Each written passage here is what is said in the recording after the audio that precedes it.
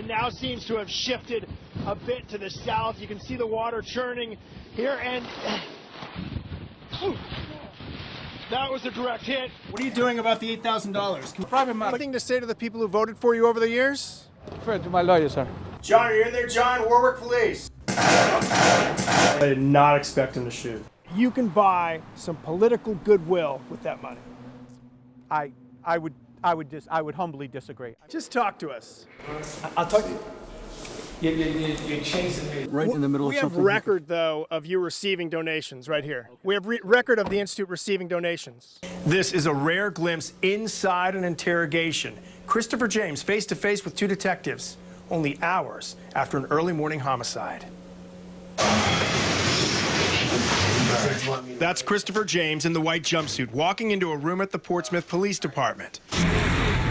About 2 hours earlier, on West Main Road, RIPTA passengers told police they saw James stab Terry Chiodo in the chest with, according to the police report, a large kitchen knife. After James sits, he starts to cry. About 13 minutes later, he gets up and tries to lie down. No. Get up. Come on. Come on, let's get through this. The detective on the right is Michael Arnold. In the state's objection to suppress the interrogation, he describes James' emotional state before the interrogation as relatively calm. But Arnold indicates James' demeanor changed as soon as he sat down. You hear James' first words about 20 minutes into the nearly 2-hour video. I was sleeping. You were sleeping? All right, well, that's a start. I didn't mean to hurt her.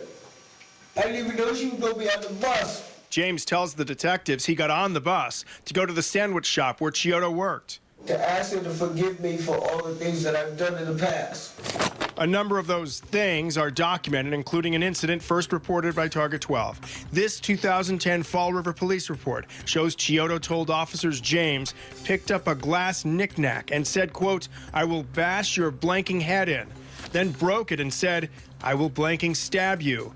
James was given probation for that crime in order to take anger management classes, but less than 6 months later, James violated that order, according to this document. A murder case motion shows James had stated to Chiodo, "If I can't be with you, then no one will be with you." And a witness has told investigators Chiodo felt that he, as in James, was going to kill her. Anytime I leave my house. During the interrogation, James admits he stabbed Chiodo, but insists he did not know it was her. He blames post-traumatic stress disorder and claims he was startled when Chiodo touched him. I was like this, on a bus, with my hood on. Just like this, with my hood on a bus, laying down. I suffer from PTSD. You touch me, I'm going to tell you what. Something's going to happen because I feel as though I'm threatened. He tells the detectives he had a knife because he always carried a knife for protection.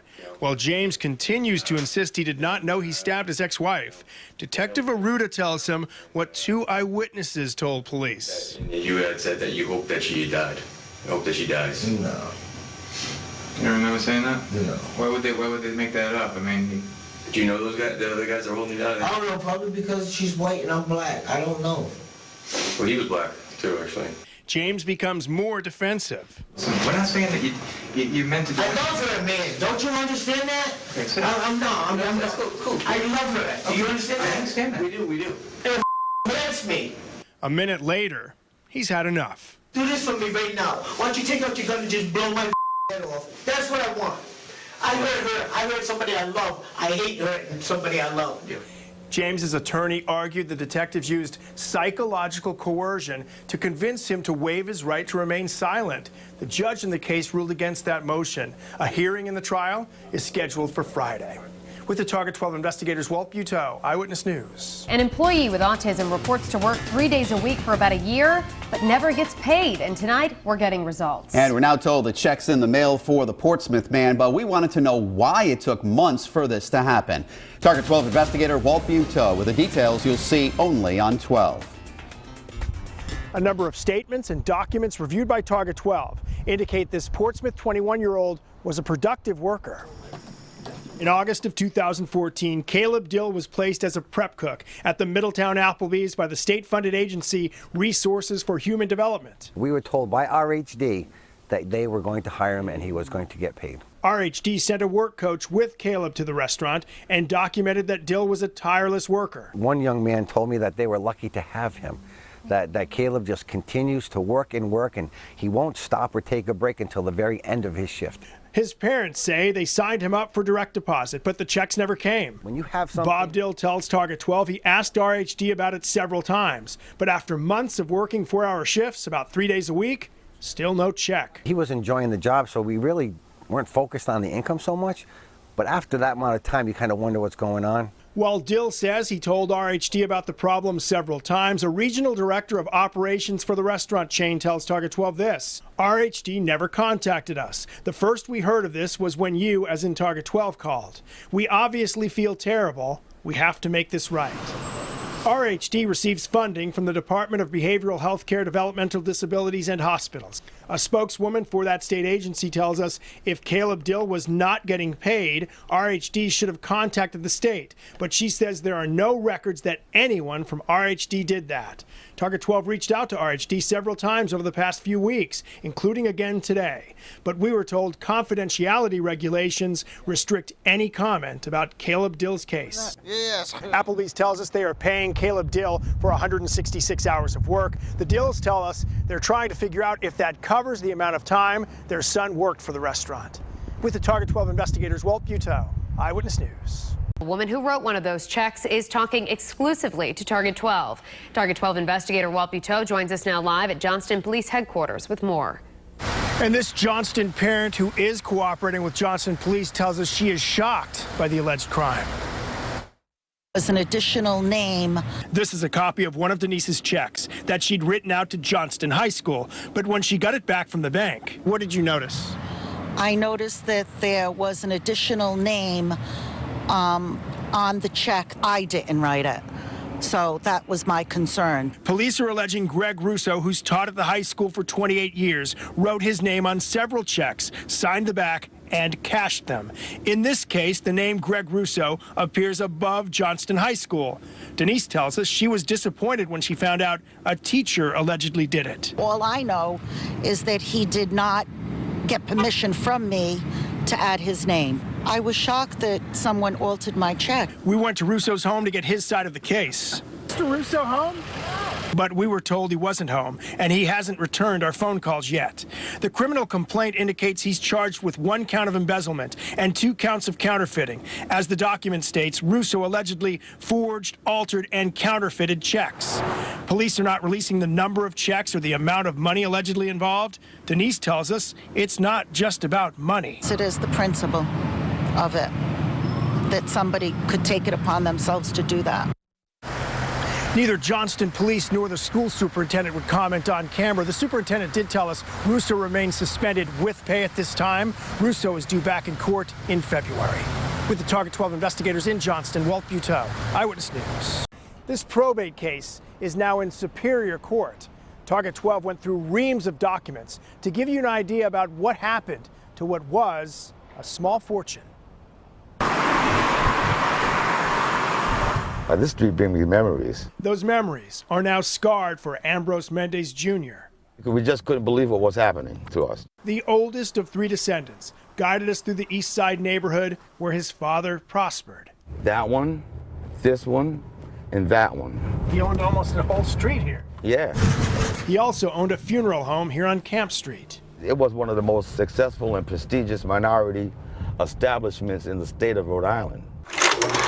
Ambrose Mendez came to Providence about 100 years ago, built a business, and bought a virtual monopoly of property.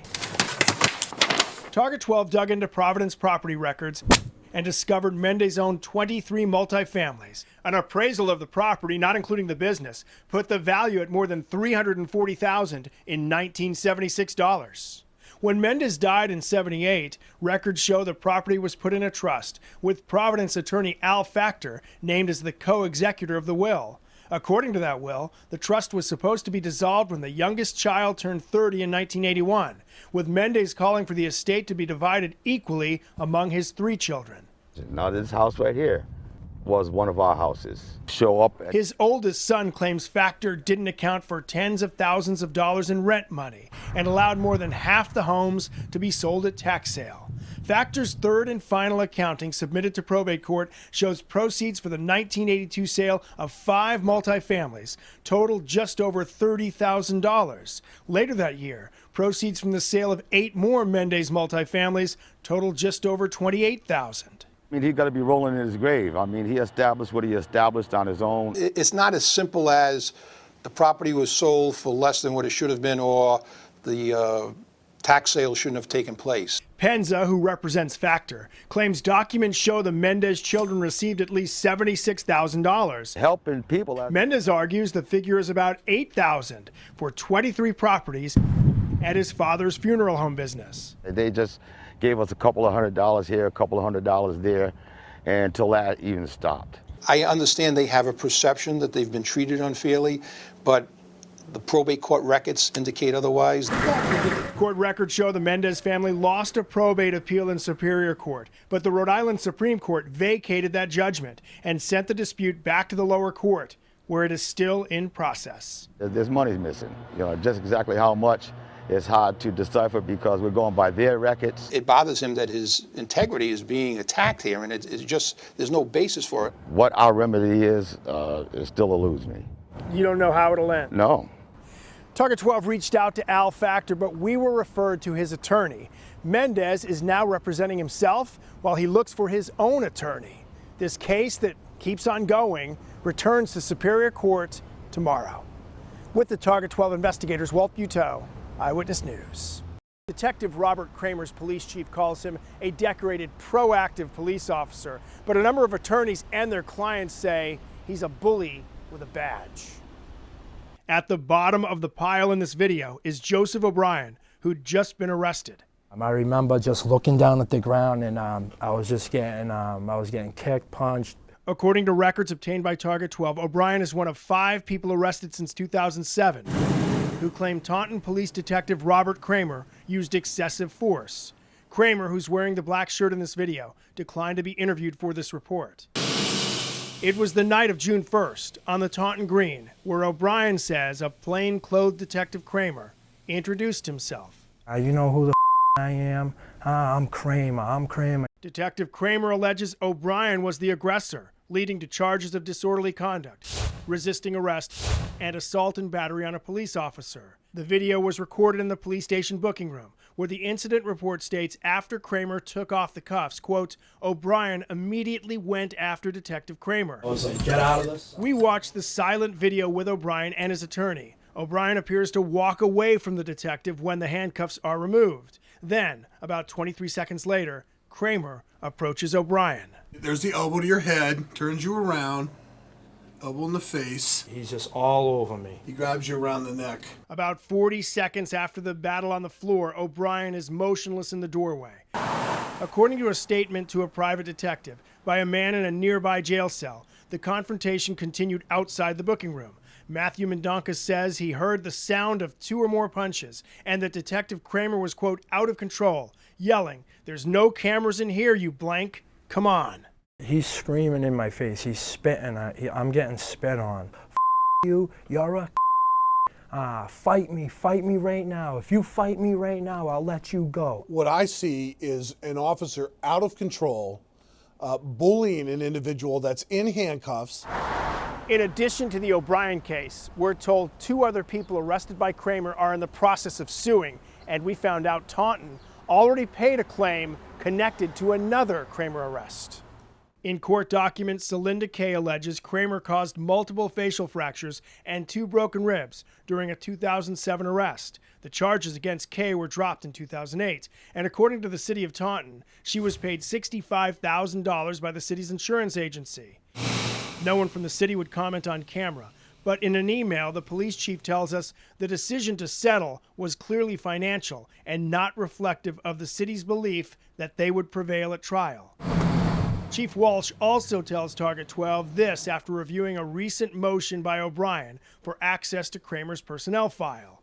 While we are conducting an internal review of the incident and those listed in the motion, I have temporarily reassigned the officer in question to another position. O'Brien's attorney points out in 2 of the 5 cases, the charges against the suspects were dismissed. It's up to other agencies to decide what should be done with Detective Kramer. At this point, Joseph O'Brien is not suing, but he does want the charges against him dropped. An attorney from one of the other cases tells us there are several complaints in Kramer's personnel file. The city would not comment on that file. With the Target 12 investigators, Walt Buteau, Eyewitness News.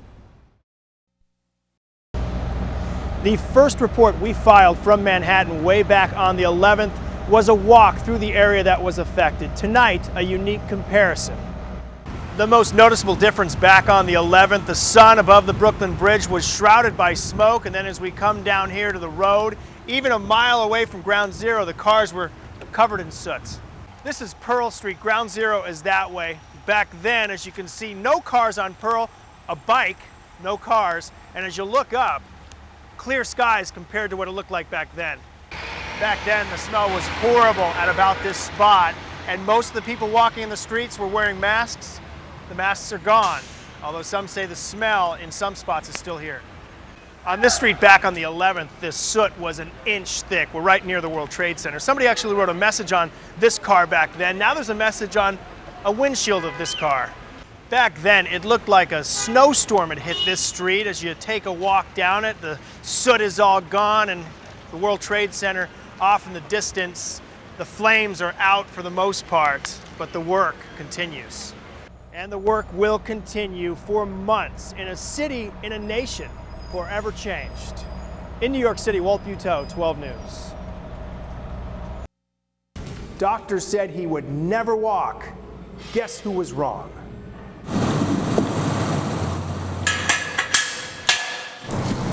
Nothing confines Eric Burney.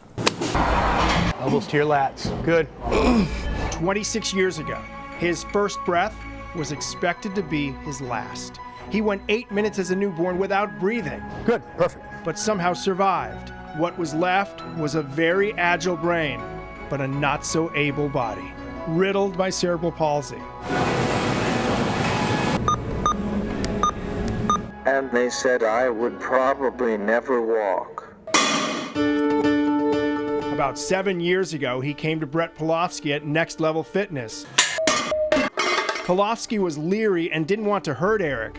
Yep, just get on the balls of your feet. Good. But a few months into the workouts that were far less strenuous than this, Keep pushing, you're almost there. Polofsky noticed lifting Eric was easier. I attributed that to I'm getting in better shape, but then I realized it was Eric getting stronger and lifting his own body weight.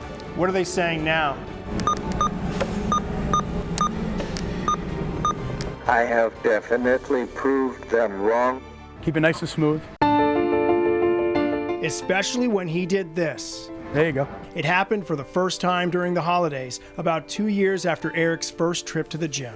He took like 10 or 12 steps without falling. It was right before Christmas, and I told him, I said, Eric, this is the best Christmas gift you could have ever given me or you. Keep your core tight. Good. I always just thought I'd do all I can to improve the quality of my life. Drive from the heel. Good. But he is forever modest, shrugging off any talk that his hard work is inspiring. But you don't mind being an inspiration, do you? Move. I definitely would love to inspire others to try their best. It's his indomitable spirit to not quit. I really haven't heard of anyone with cerebral palsy in their 20s starting to walk that haven't done it before. Obviously, with determination, I do believe anything is possible. His goal is to get even stronger, and there's no one here who will doubt him. On Industrial Lane in Johnston, Walt Buteau, Eyewitness News.